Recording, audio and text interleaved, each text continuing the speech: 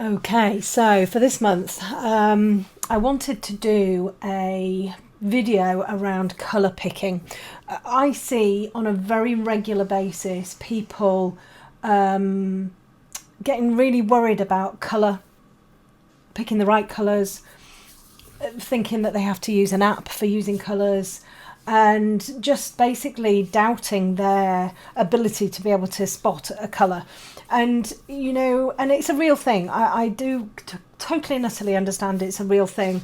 I think there are a few things that we have to recognise.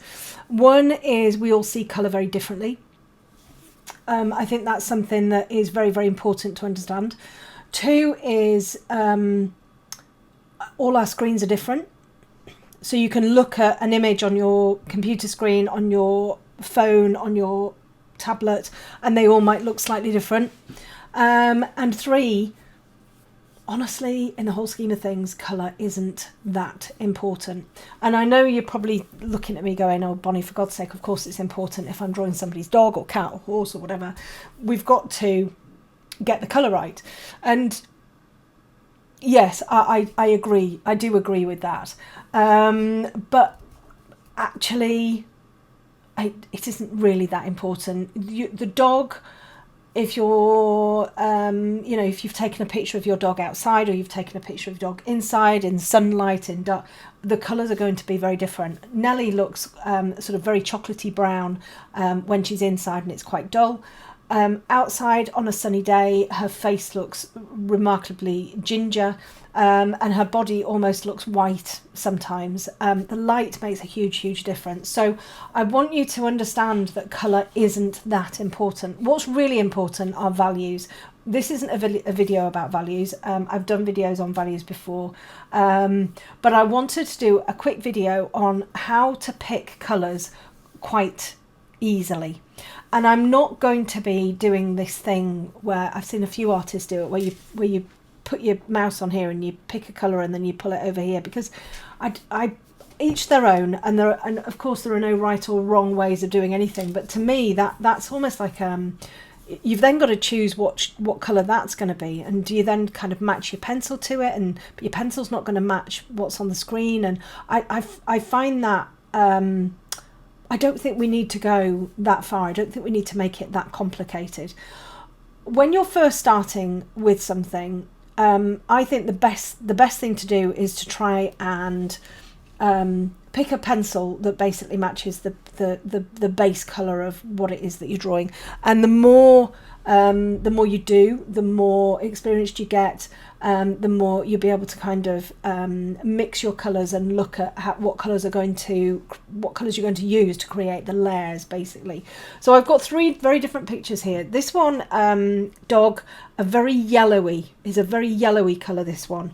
Now, I don't think that this has got a filter on it. I think this actually is sort of quite a yellowy coloured dog. And the reason I say that is because the nose is sort of quite nice and warmly dark, and the eyes are really quite nice as well. So for me, I think that this is probably the right colour for this dog. This is a really tricky colour to get. And what happens with this coloured animal is that we either go too pink, because we tend to go, oh, it's yellow, and we almost sort of pick the wrong colours and they end up going too pinky, or we go crazy yellow and it ends up being really, really, really yellow. And it's about getting that balance. It's about getting the balance right. It's about bringing some warmth in there, but not kind of tipping it over the pink or the yellow edge. So for a dog like this, I would be choosing some creamy colours. So if we're talking polychromos, I'd be looking at, if I had to pick colours for this dog here, right now, if we're going to do this in art club or something like that, I would be going, right, we're going to have to go with a polychromos ivory. We're going to go with a buff titanium luminance. We're probably going to bring in maybe a cream Pablo. I like to mix my pencils so they have different qualities. But we'd be going for that very, very pale, light, creamy, sort of yellowy base, most definitely. And you can see that in here. We can see these very light creamy colours in here. So that would be a really good colour to pick for these much, much lighter areas.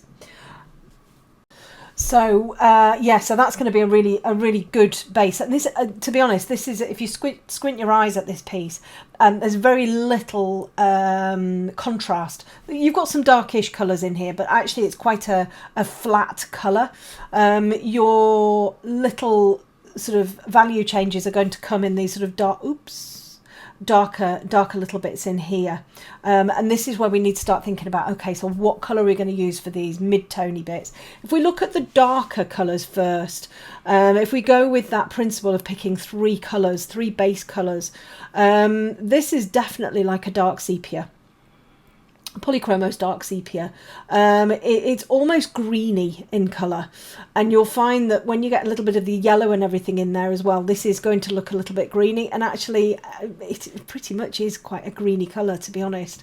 So I would go with sort of like a dark sepia for that darkest colour, disregarding the eyes and the nose. Obviously we've got some browns in there and the blacks and everything, which I think eyes are pretty easy to, well, easy. They're not as challenging to find colours for, because there's pretty much a tried and tested recipe for eyes. You know, you're going to use your walnut browns, your burnt siennas, your dark sepia, your black, your warm greys, that kind of thing. It's more the fur colour that's going to be kind of scuppy you a little bit. So my lightest colour would be ivory, buff titanium. My darkest colour would be the dark sepia. I think would be a really cracking colour for this. And then we've got that mid-tone colour, and this is where it gets a little bit tricky, because which mid-tone do you select? Do you select this mid-tone here? Do you select this as a mid-tone here? So I would probably go with sort of something like this area here, sort of like one of the darker bits. And I definitely say there's a brown ochre, or a raw umber. So the raw umber for me is a slightly less yellowy colour. It's got a little bit more of a browny tinge in there. So I'd probably go with the raw umber, and have those as my three main colours: the ivory, the dark sepia, and the raw umber. I think that would work really well. Then you've got to think about, okay, so which colours am I going to bring in alongside those, so that I can get a really good, you know, have everything working really nicely.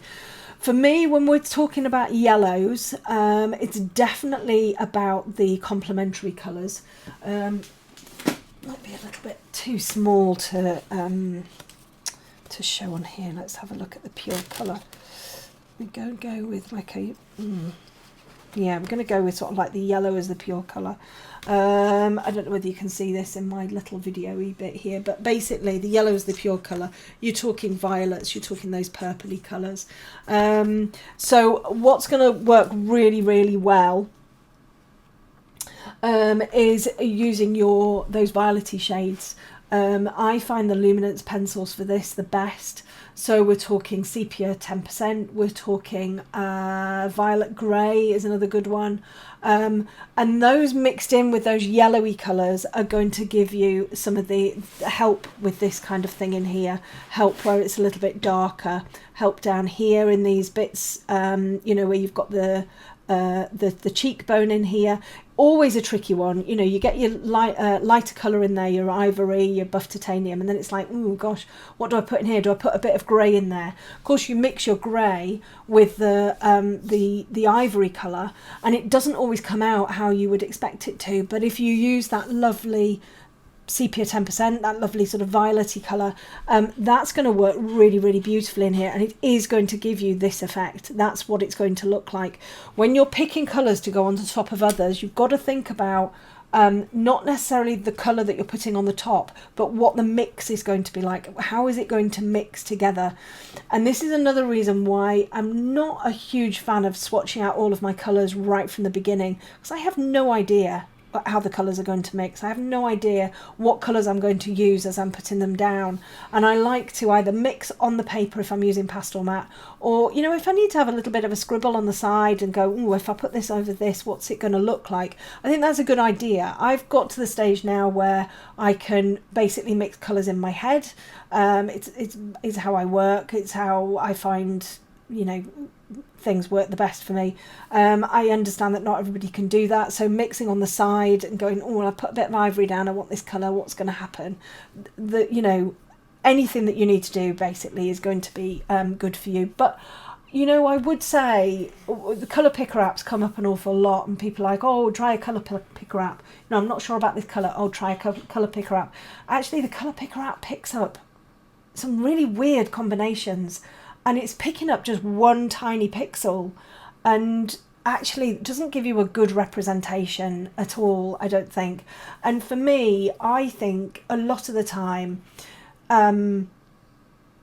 you're better at picking colours than you think you are.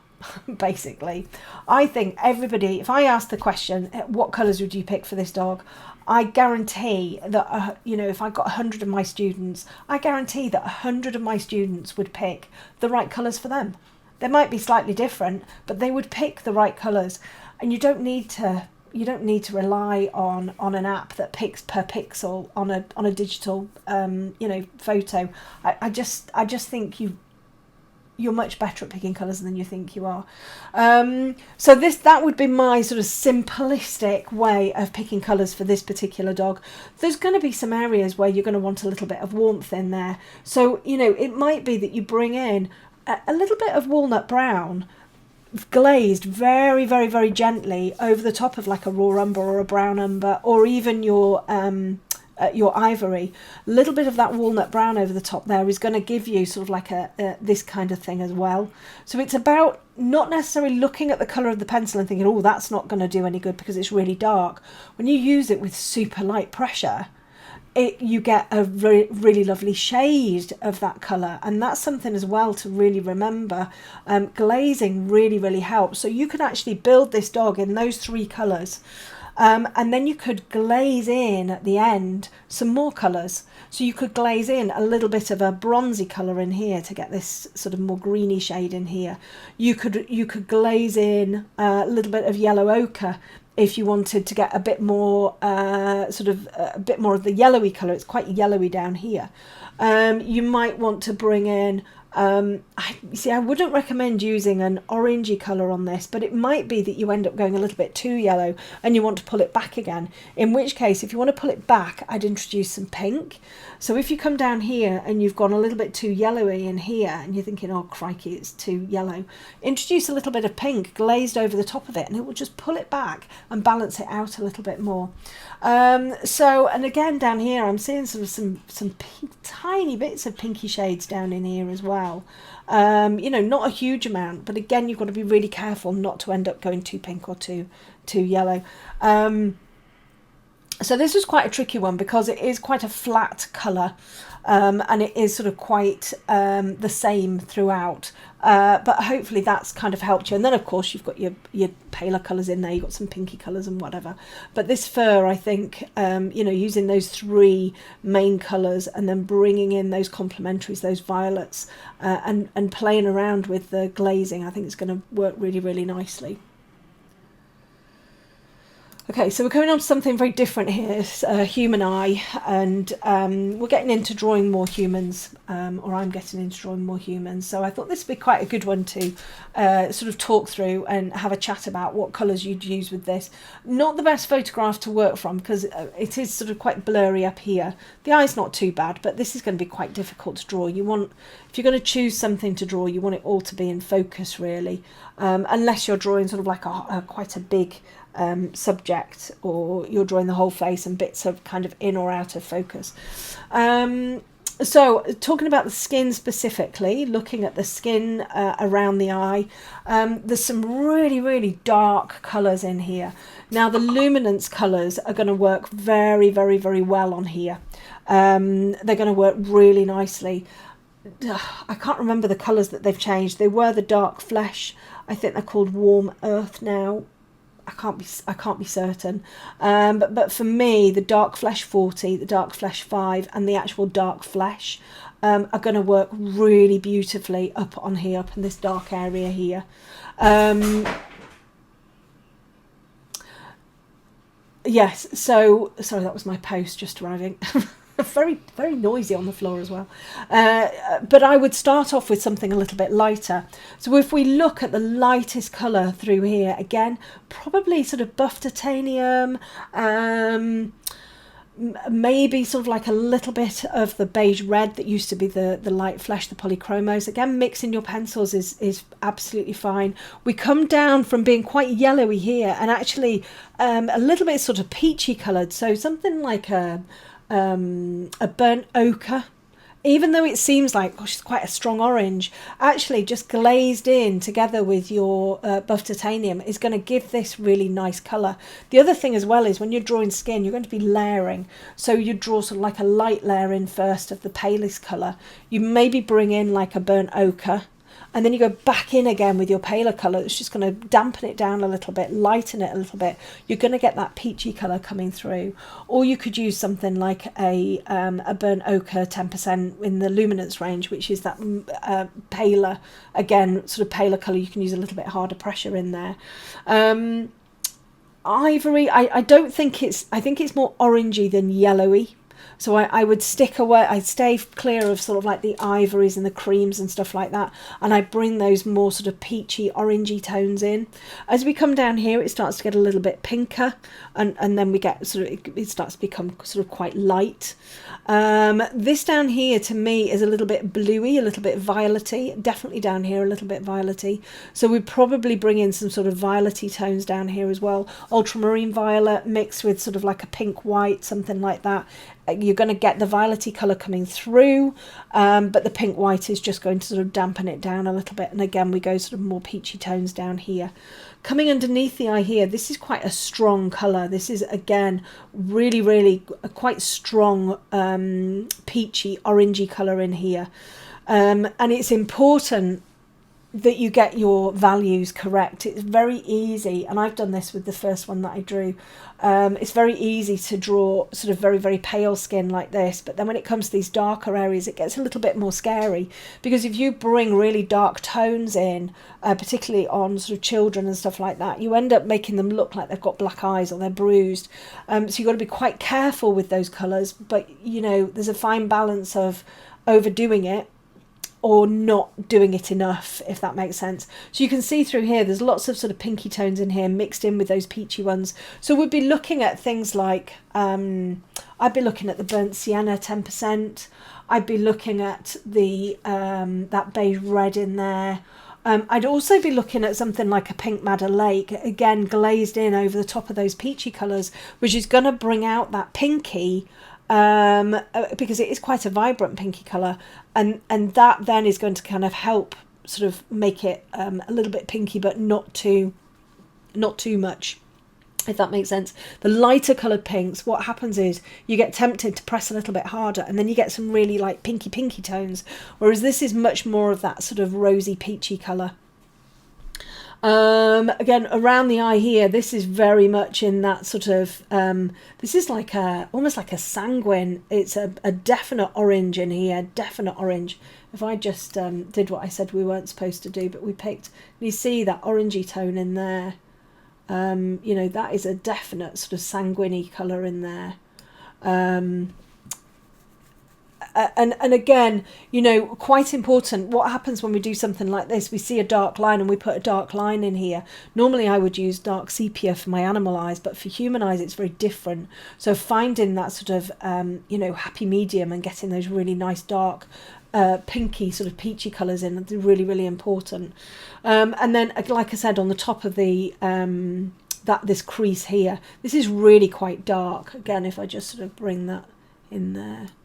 So that is a definite dark flesh, like an aubergine, you know, something like that is, and it's amazing actually quite how dark that is.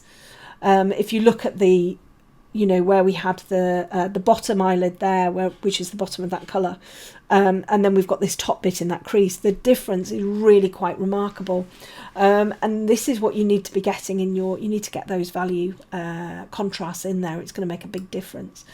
And then the top of the eye up here, you know, we've got the buff titaniums. We've got those lovely sort of peachy colours. Even the light flesh, I'm not sure what the light flesh and the luminance has moved the name to, but that's like a yellowy colour. This is going to be fab, sort of like in here and over in here as well.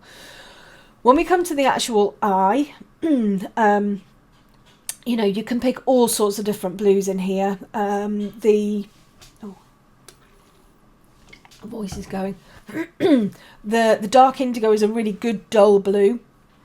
And then you can bring your sky blues in, your ultramarines. There's some greeny colours in here as well. So, you know, the earth green, anything really. And then you've got these really sort of icy blues in here as well. So you need to be really careful to kind of isolate these colours. It's quite a nice eye to draw actually. When we come to the whites of the eye, you can see, again, if I just pick a colour down here, you can see how dark that is. That's the top bit of that circle. You can actually see how dark that is. This is really quite sort of like that fleshy colour again. It gets darker when we get down here. We tend to think of the eye as being really, it is quite light over there, but we tend to think of the eye as being really, really light, the white of the eye as being really light, but actually there's a huge amount of shadow in there. So it's really important to get those colours in there as well. And again, you know, looking at those darker sort of peachy colours, particularly as that shadow kind of comes up around here. You can see again, that's more sort of that walnutty brown colour. Yeah, so as an eye, you'd have, you know, probably a base of, again, if you were picking your 3 colours for the skin, I would go for buff titanium, I'd go for dark flesh 5%, and I'd go for probably an ultramarine violet, and I'd probably be able to get this looking something like just using those 3 pencils. You know, and then obviously you'd introduce more for sort of like the iris and all of that kind of stuff. Okay, and then we come to our third piece, which is this lovely old Chocolate Lab. These are all from Pixabay, these images. So again, this quite a challenging colour. You know, when people do chocolate labs or chocolatey coloured animals, it's always like, oh, you know, what colours am I going to use? This is quite nice in the fact that it's got sort of quite some nice quite darks and lights in it. It's actually quite a nice photo really. And we've got all of those white hairs and everything, you know, as they get a little bit older. So if we look at sort of the colour on the ear here, this is quite dull because it's in shadow. If we look on the top of the head and down the back here, we've got some areas of where it's in the sunlight and it's a little bit more vibrant in there. But if we look at the ear here, this is sort of quite it's almost like a matte colour. And what would we use for this? Because you can't really see a light colour, a dark colour and a mid-tone. It's all pretty much sort of the same colour really. We've got some darker areas in here. So for me, you know, if I'm looking at this sort of area here thinking, oh gosh, what colour am I going to do here? I'd kind of be assessing the piece as a whole. It's quite a warm piece. So I have a few sort of little pencils that I use as almost like little tricks up my sleeve, particularly for chocolatey coloured dogs. I find that the dark indigo works really, really well with something like a Caput Mortuum violet and the walnut brown. Now that would be more for this sort of area. So where it's going that little bit lighter, I'd probably use a mixture of burnt sienna. I'd bring a little bit of the bluey colour into here to get this nice darkness rather than using a black. And I'd mix in some like walnut brown, and I'd also probably mix in something like an Indian red. Again, I think the Indian red has changed as well. I think it's just India red now. But that is going to give us a really, really nice balanced colour. We're going to get the warmth from the burnt sienna. We're going to get that a little bit of reddiness in places with the India red. And then when we use that dark indigo in sort of like these places here, we're going to get that nice sort of feeling of that darkness, and it just gives it that little bit of richness. The Caput Mortuum Violet is going to be awesome in here as well. Again, you can think about glazing colours in over the top. If you want it to kind of stand out a little bit more, if you think it was looking a little bit dull, you can use something like an orange glaze over the top, which is just going to lift everything, and make it that little bit more, make everything underneath it a little bit more vibrant, really. The colours down here, I would be sort of mixing the burnt sienna, and I'd be bringing something like a dark cadmium orange or something like that in there, which seems quite extreme, but actually when you mix the two, it's going to give you this nice sort of glowy, reddy, orangey colour, I think, which would be really quite nice. Some pinky bits in there too. So it's not just about one colour. Bringing those extra layers of colour in really do add that depth and sort of a little bit more vibrancy to your pieces as well. When it comes to the face here, let's just talk a little bit about these white hairs and how you're going to get them. So we've got three sort of main types of surface that we're going to be working on: an abrasive surface like pastel matte, a smooth surface like a hot press paper, or a film, drafting film. And a lot of people will be like, well, this is, I'm going to do this on drafting film because then I can kind of take these hairs out and, with the craft knife or a slice tool, something like that, and it would work really, really nicely. You'd put your base down first, so you put all of your brown in first, and then you'd kind of bring those hairs out. Again, over the top of the eye there as well. So that's a really good candidate for working on drafting film, this particular piece. If you were to use pastel matte, again, my how I would do it is I would actually I'd sketch in the sort of like the areas where these hairs are. So I'd kind of sketch all of this in, and then I'd work my dark through into my light. So I'd actually create these sort of hairs and everything, but I'd work my dark in over the top of those, the lighter area. So I'm not putting the white in over the top, even though I can with pastel matte. I find it can look a little bit clunky. So I'd probably spend an awful lot of time working this, dark in there, and then I probably will bring a little bit of light in over the top and I'd soften it. But it's always, it can look a little bit sort of clunky and a little bit messy, which is why I like to sort of sketch it in first and kind of bring the two elements together. And again, down here, actually it could work really well on the pastel matte. If I've got enough layers, I can just bring those little hairs in. It could be that I decide I'm going to use a little bit of the slice tool on there, so I'm going to bring a little bit of a waxy colour in there as well. Maybe bring a bit of luminance into the brown fur, and then it's going to be much easier just to sort of nip those hairs out. It's easier to get the light over dark on the darker coloured pastel matte. So on the white pastel matte board, it's much harder to get that light over dark. You can do it, but it's, it can look a little bit muddy in places. So again, I have done this on pastel matte, and it's worked really, really well. You've just got to kind of make sure you've got enough layers, and then when you bring those little hairs in, you've got nice light pressure, and you're just whisking them in with a very sharp pencil, and it's going to mean lots and lots of sharpening. This bit down here, obviously you can kind of leave. You don't have to get this all dark and then put the light over the top. You can bring the light in first.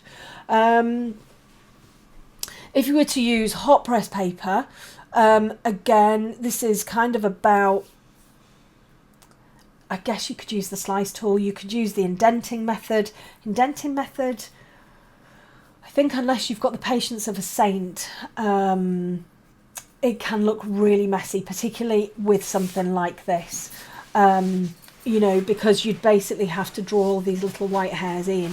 you'd have to get them going all in the right direction, and you'd have to have them, you know, overlapping in places. So it's a really, really structured process. And I think, oh, Vinny, for goodness sake, just lie down. Oh, it's going round and round and round in circles.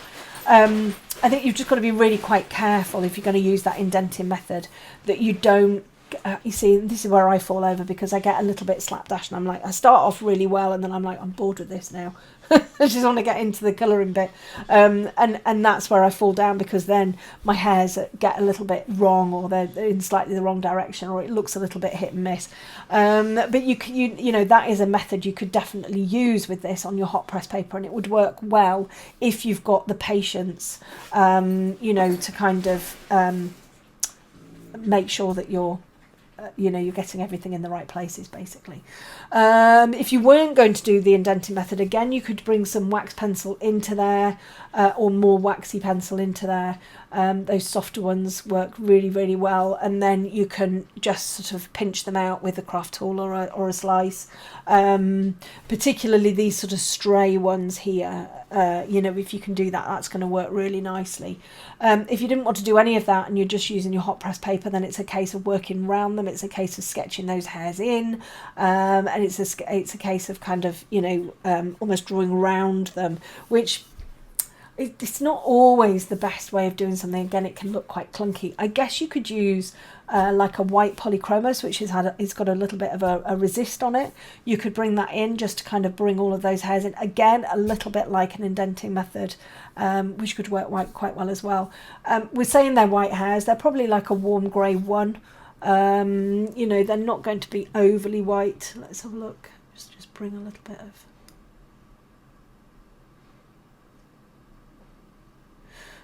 it's like, can you see there? It's almost like it's got like a pinky tinge to it. So it would be sort of like a warm grey 1, I guess. You've got some quite light colour over here. That is quite light. Again, it's not quite a white. And then over here, these are darker than you think they are. You know, it's just that they look white, but they've definitely got colour and everything in there. So hopefully that's been useful. Don't get bogged down with your colour. You know, if you can, just either choose something that looks very similar to one of your pencil colours, or try and choose the 3 colours that sort of match when you're working with the lights and the darks. This looks very yellow now, doesn't it? You know, choose those, the light, the dark, and the middle, and then kind of add bits in between. And just remember that actually, if you were put on the spot and you had to pick colours, you would be able to pick them. You know, absolutely, you would know what colours to use. And you know, again, we all see colour very differently. You may see different colours in the piece than what I do, that whatever somebody else does, and that's the beauty of art. It's about it's ours. You know, it's our interpretation. So if you get a picture and I don't know, you kind of, you're worrying that you haven't got the exact same match of colour, it really doesn't matter. It really doesn't matter. You want the soul in the eyes. That's really, really important part of your portraits. And you want it to look like the animal. The colour is going to change every time you you know, you walk out into different lighting. The colour is going to change, so it's really not overly important. So I hope that's been useful. I probably look a little bit different now because I had to nip out. Somebody came and took a big piece of furniture that I was getting rid of, so I've been helping move furniture in between making this video. So yes, hopefully that is useful for you. Please don't worry about picking colours that are an exact match to your photographs, because it honestly doesn't matter.